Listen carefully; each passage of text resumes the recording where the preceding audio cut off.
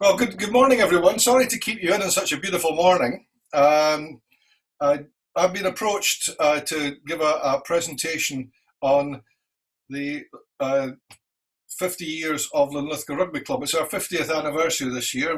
Had great plans for a big celebration season, but of course everything's a little bit different now. So we're still trying to make the most of it. Uh, 50 years ago in November, and I'll come to the exact dates in a minute, Linlithgow Rugby Club was set up, and we will celebrate our 50th birthday in November. One of the reasons that I've been involved in this is I'm currently the club president, and I've also been, along with Bruce Jimison and Gavin Brown, co-author of a book celebrating the 50 years, and I'll tell you a wee bit about the book at the end of the presentation. Bit about me. That's a photograph from 10 years ago. That photograph, we had a 40th season of. We had a special tournament that involved a few of us older players, and we were allowed to put bibs on. In theory, that was to protect us from being tackled.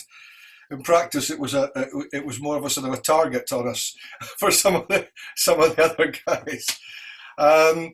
It was a I've been involved with the rugby club since the early 90s. A number of you I know I've just seen on there will know that because I was started off. My sons wanted to go back into rugby as many players, as very young lads, and got me dragged along. In fact, my wife said more or less that you need to take them down, and I think she regretted that ever since because I've never really been back from the rugby club. I started my playing days with Grangemouth and actually finished off playing with the Grangemouth Lemmings, which was great fun. It was the social over 35 side. We had a really good group of guys, a bit like the Peelers at Linlithgow. They had a similar setup. This isn't my first talk to Probus, though. I gave a talk to the Bathgate Probus Club a few years ago about the rugby club, and then a good few years before that, I talked to the Bowness Probus Club when I was in my previous job, because I used to work down the road at Grangemouth, and I was involved quite heavily in going out into the community then. There's a photograph from one of the earliest training sessions from the 1970s, and you might recognise one or two faces. Someone's mentioned Bert Lawson. If you can see my pointer, he's the guy in the middle kneeling down there. There's a couple of other people that folks might recognise. But you can see the styles of the day, the length of hair and so on was quite interesting. So the first training session came about after a meeting. It was Cecil Kerr from the cricket club that had actually suggested the formation of a rugby club, and he was looking to try and get some business over the winter months because the cricket club sort of went into a little bit of abeyance, and to try and keep the bar open. And it was at his suggestion and a number of other interested people got together. And on the 17th of November in the Star and Garter Hotel, 19 people met, set up the constitution, which was based largely on that of Howick Rugby Club, and each pledged 5 shillings, and Linlithgow Rugby Club came into being. 4 days later, they played a friendly match against another club that had just started up. Some of you may have heard of it because they do reasonably well these days, Curry Rugby Club, who went on to climb up through the leagues to a fairly high level. And that match would have been played at the old Curry High School because Curry didn't have the premises either at that stage. The first team captain was a guy called John Cotton, and he was a Lancastrian, but most of you will have heard of the name of the first vice captain, who's now living down in Berwickshire, and that's David Oliphant. That's a few years later, because what happened was that the club moved first of all to the Springfield site of the cricket club, and that's the cricket club hut behind it, a photograph of the team.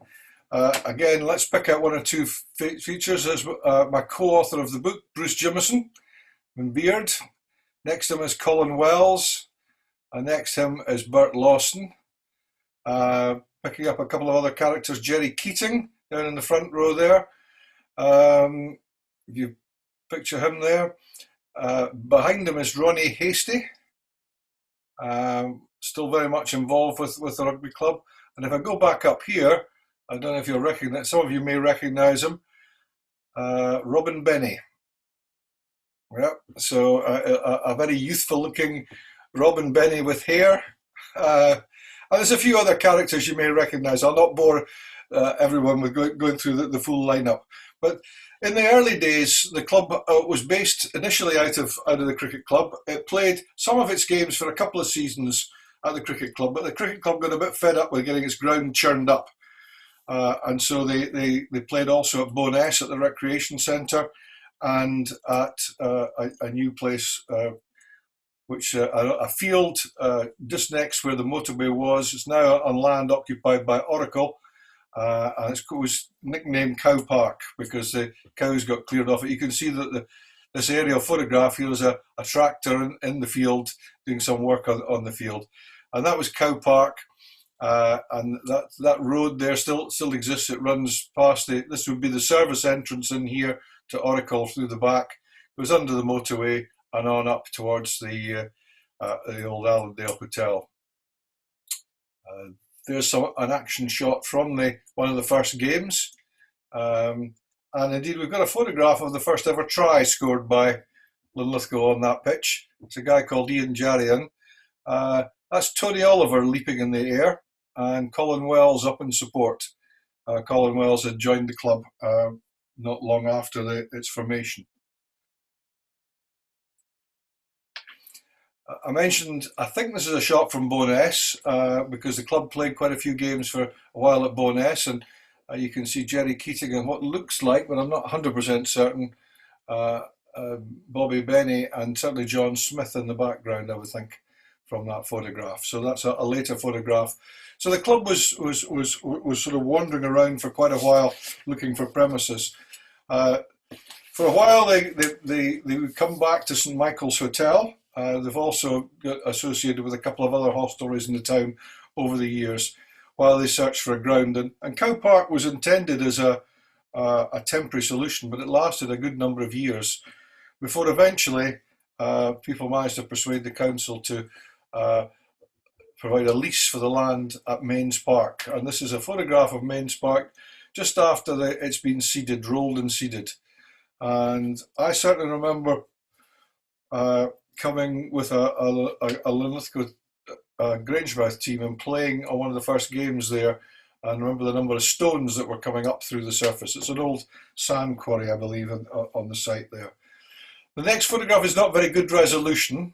My apologies for that, but it shows the original clubhouse. It's one of the few I've got of the original clubhouse before various extensions. And it was opened, as the caption says, in 1983. For a lot of the members, the equally important bit was inside, off the field as much as on the field.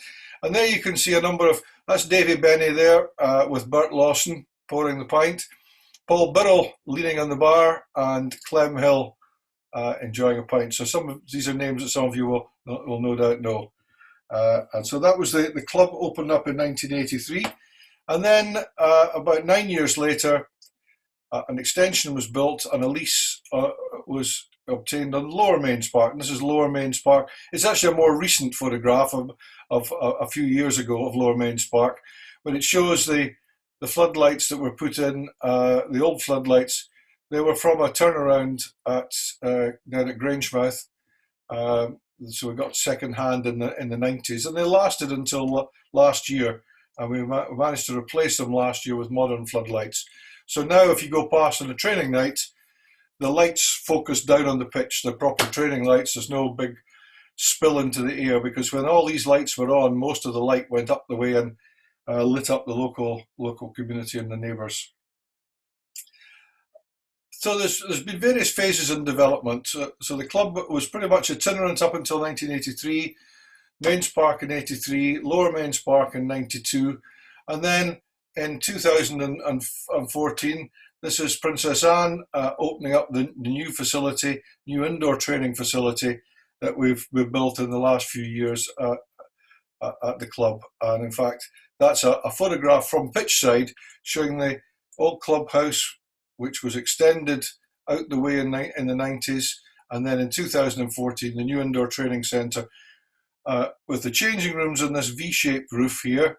There's a gym in this area in the corner, and then indoors here, there's an indoor pitch area that this photograph doesn't really do it justice. It's a bit like the TARDIS. If you see it from the outside, you think, oh, that's a reasonable size. You go inside, it's actually 40 metres by 20 metres. It's a good size of area and a great area for particularly young kids. This is our Tiny Reds preschool group who are involved in really fun activities, and their parents obviously are quite closely involved in that. So the club's changed a lot. In that time, we've also managed to bring in a couple of sources of sustainable energy. We've got a wood pellet boiler that provides for our hot water. We're not connected to a gas main, so previously all the showers were heated by electricity, a very expensive business. And the gas pellet boiler, the wood pellet boiler now provides heat. With the renewable heat incentive scheme, the costs of the fuel are pretty much covered by the RHI, which means that we can warm up the clubhouse. And this is a clubhouse as it's set up for an event. Some of you will have been to events there. And it's looking rather smart these days because a lot of money has been spent on the renovation. The local Linlithgow Community Development Trust approached us for some discussions a number of years ago about possibly a solar scheme, and we became the pilot for their solar power scheme. And that pilot has recently been extended into phase 2 with another 50 panels on the roof of the new facility, and some also at the golf club and some at the sports club. So the Linlithgow Community Development Trust very significantly involved in that. And we would normally take power from this, but of course we're not really operating at the moment. But I'm delighted to say the system is working very well and putting power into the grid through the club. So we've developed the facilities quite significantly. Back at the 40th anniversary, we set a vision for the club for its 50th year, which is why we focused on 2020 vision, because the year 2020 is significant for the club. In that time, we've probably invested £750,000, about 500,000, about £500,000 raised from various grants and other sources that we've approached. We've been very fortunate in having a group of 4 people as a sort of core organising group who were all on the verge of retiring or are just about retired, and that we managed to take forward a lot of work to raise money from different organisations, about 20 different organisations.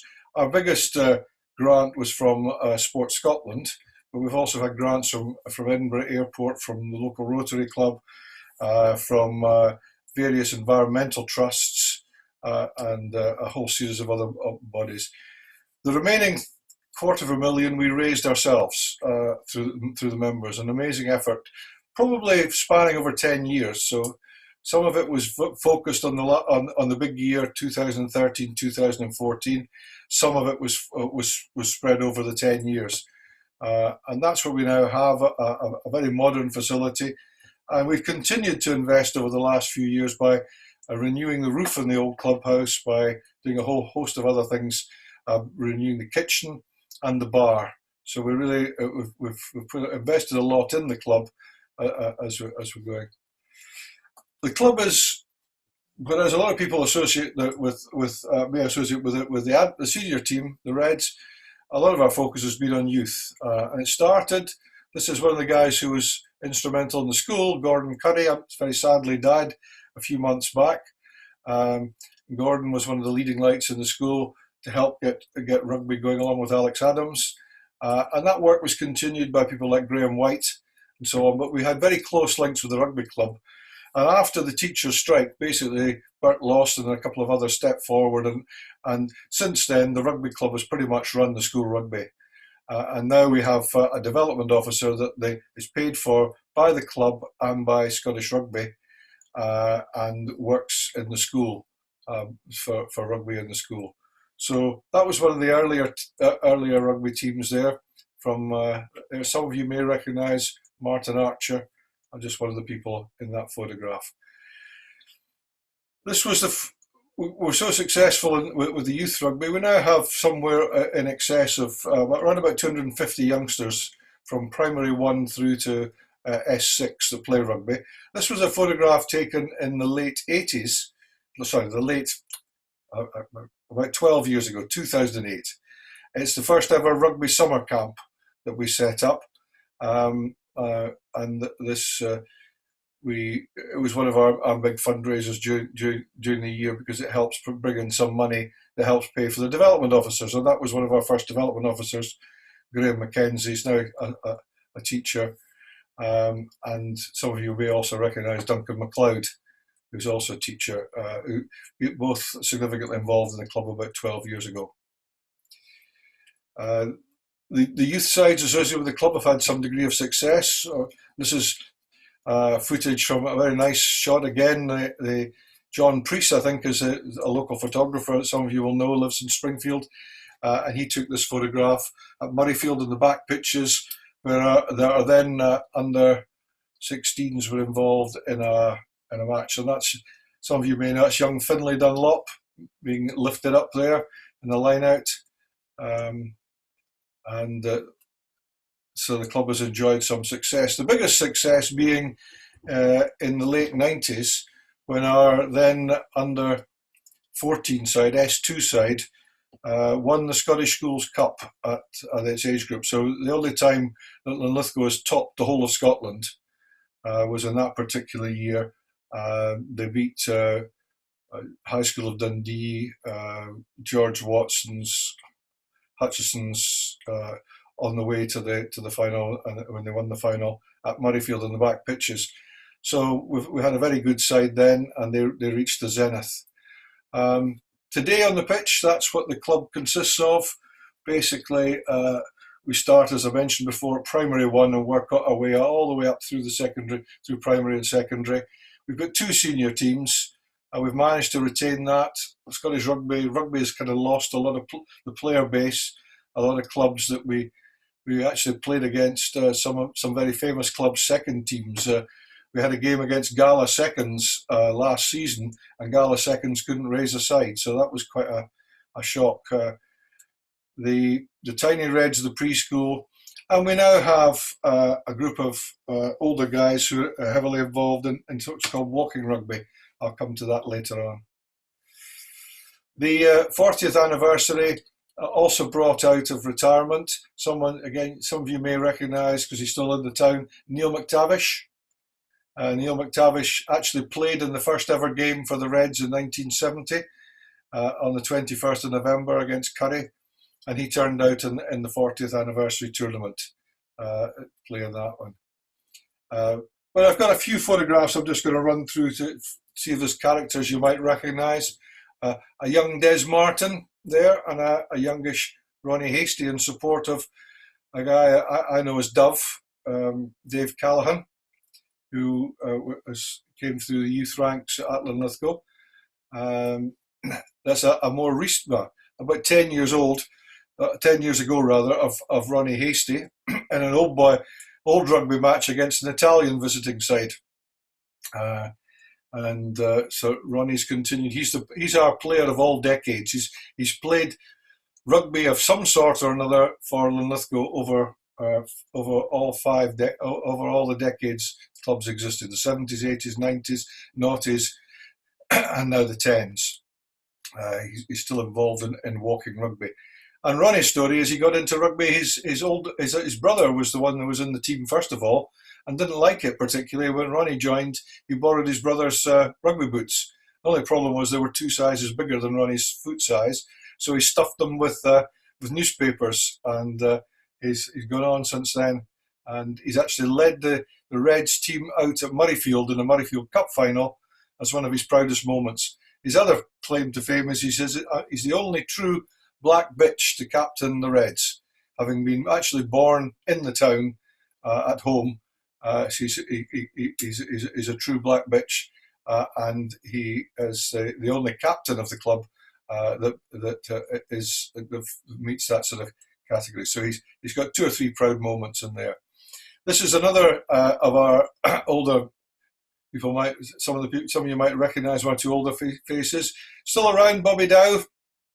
I don't know where he is at the moment. The last I'd heard, he was overseas somewhere, going to be self-quarantining when he came home. Harry Lynch, just hidden by the hand there.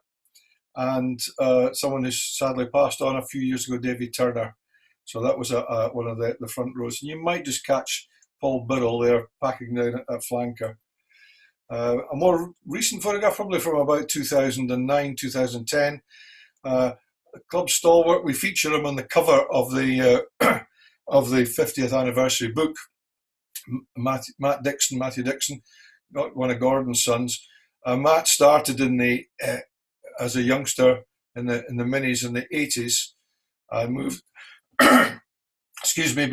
joined the senior club when he left school. Played his first ever game against Livingston, and his memories of that was being tackled late by a Livingston player, so he got a nice welcome to the senior game. And he captained the club for a number of years, and this is him in a match against Ellen at home with another guy who took on the running as captain for a while, Chris Breeden.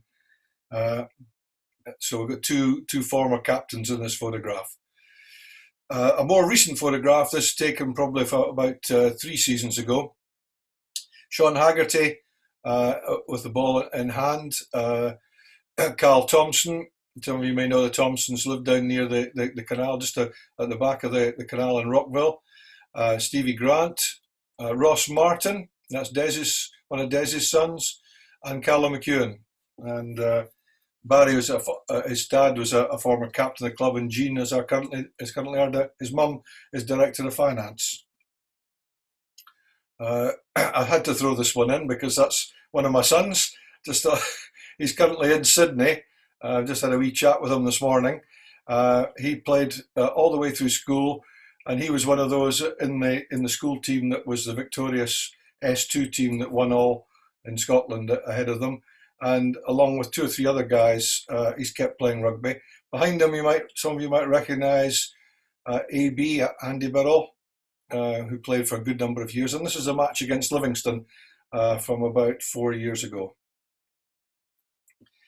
I love this photograph. It just oops, just missed it. A cover tackle, just missed him. This is actually taken at Barnton after where Royal High play. It's against Royal High, and that's Martin Archer's one of his younger son, Matthew.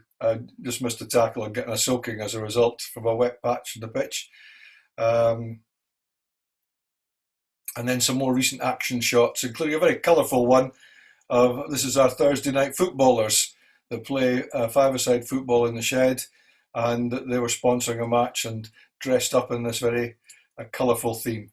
That's a recent shot from action that some of you may recognise. Neil Lockhart, again, the Lockhart family from Deanburn.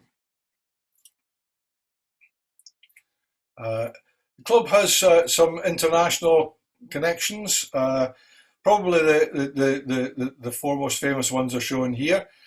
First of all, on the left here, celebrating her 50th cap for Scotland is Ronnie Fitzpatrick. Her dad was head of service with West Lothian Council, and she started off a rugby career as a youngster, as a teenager in the girls' team that actually Bert Lawson helped look after for a few years. And she went on from that team, a Linlithgow team, through to Edinburgh, and playing for one of the top teams through there. Then got capped for Scotland, and this is her celebrating her 40th cap.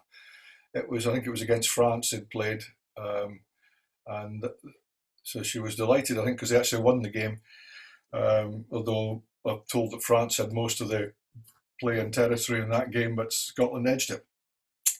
Ian Morrison, some of you will know Ian Morrison. Only played a few games for the club, but his father was very much a club member, and so has Ian been all his life. Ian was down south after he graduated and worked in the London area, made his fortune down there. He's now back up and living in Fife. He's a freelance journalist now, but that's Ian playing in the 90s for Scotland against Wales. You'll notice in there Gary Armstrong on the ground, and that's Gary Armstrong being helped off the pitch in the next photograph by Dr. Ken Mackenzie and physio Martin Renison. And both of these are associated with the Linlithgow club. Martin's son Aidan is one of the current Reds team players, and he's often down at the club watching his son playing. And Ken, of course, was a long time servant of the club and of Scottish Rugby, a Scottish Rugby team doctor. And his two of his sons played rugby as well. I just threw in a few photographs there. I'm not going to go through all these in detail. Just to say that the club participated in the marches and back in the past. Some of you may recognise the old gas showrooms there. There's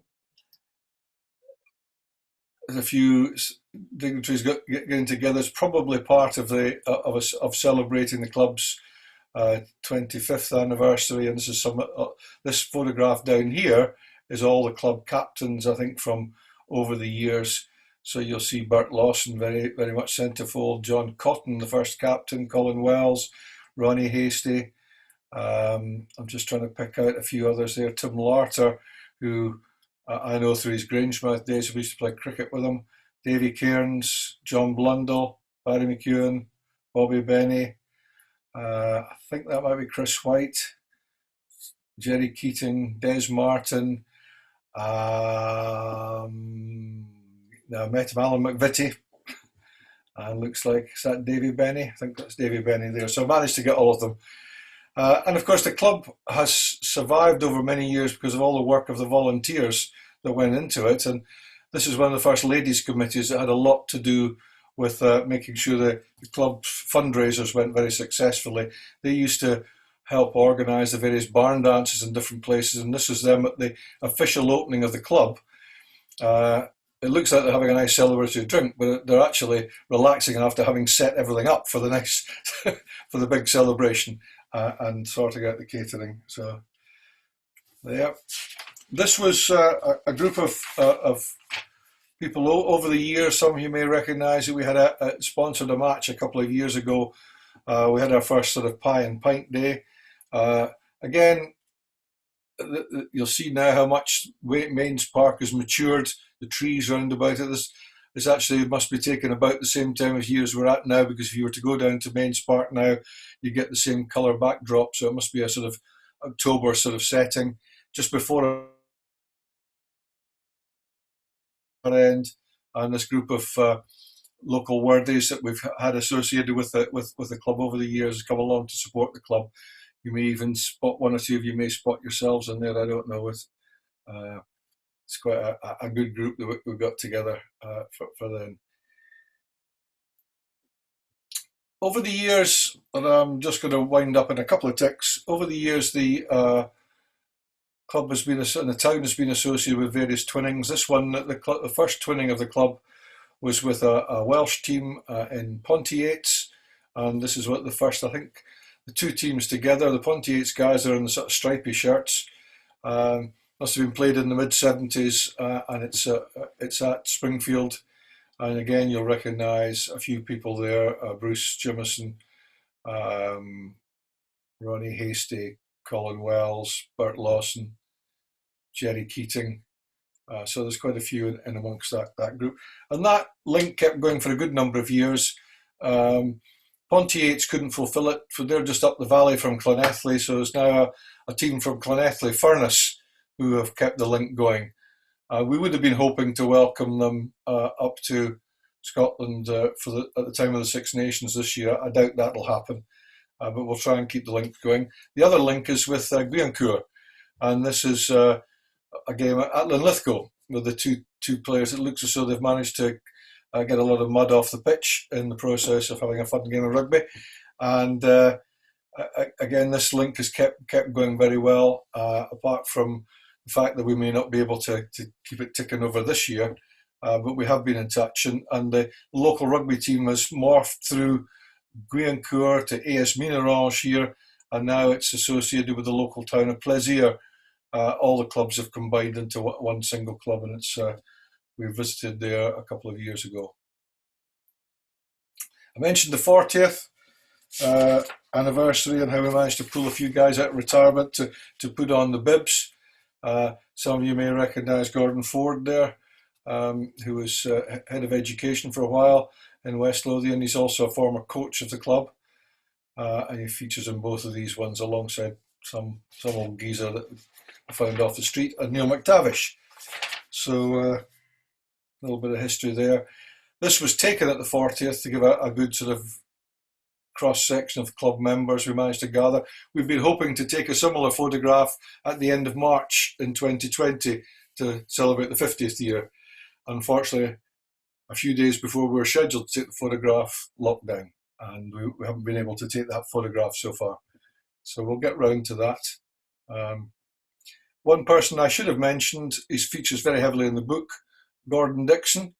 Gordon is very much still involved with the club. He's our grounds convener now, but he's a former past president of Scottish Rugby, which is a great honour for someone from the club. And Gordon has been a very faithful servant of the club over many years as coach, director of rugby, and now grounds convener. We still managed to keep a few of the old geezers working out a little bit with some gentle exercise, although when a certain Ronnie Hastie is playing, he's not in this particular photograph, but this gentleman in the middle, that's me, quite often ends up on the ground looking up at a grinning Ronnie Hastie. We play touch rugby. Ronnie's touch is a bit more severe than some others, and you quite often end up on your backside. So a few people you might recognise in the photograph there. I'll not bore you by mentioning everyone there, but we managed to get a reasonable turnout for that, and good fun. It's part of the Memories Group, and the Memories Group has now got about 70 or 80 people locally. We meet once a month. We haven't been meeting, obviously, for a while. We're meeting next week on Zoom, and we've got some very good quality speakers. We're going to have at the end of the month, we'll have one of Scotland's last international referees giving a talk. But again, you probably recognise a few people there from around the club. Quick summary of where we've been. It's been quite a 50 years. It did exist very briefly as a club in the 20s. I didn't cover that at the start, but what was refounded in 1970 was really a totally different club. And we've now, in our 50th anniversary year, we do plan to do a couple of things. We've had to put back all our plans to the end of the season. We're keeping our fingers crossed we might manage to do something in May, June time. But we've produced a book, and the book is an A4, 150 photographs. I'll leave this on the presentation. This is available. I can send you details of it. The photographs are brilliant. We've managed we've got a lot of photographs from a lot of people over the years, and they really tell the story of the club. And what we've done is we've managed to sort of break it down into 50 themes for the 50 years. So we've tried to make it something you can dip in and out of, rather than it's mainly a sort of photo, an illustrated history of the club over these years. And I'll finish off with the two teams we managed. This photograph was taken a week before lockdown, but what we didn't know at the time was the end of season. That's our firsts and seconds, firsts in red, seconds in blue, and some smiling faces there. I'm glad to say that most of these guys have come back and are into some early stages of training at the moment, along with the 200 odd youngsters who've been down. If you go past the club a Monday night, Tuesday night, Wednesday night, Thursday night, Saturday or Sunday, you'll see youngsters out training, just getting some exercise, and we're trying to be as active as we can. So that's about the history of the club. What it we haven't really addressed is all the other things that go on behind the club, and how we're very much part of the local community.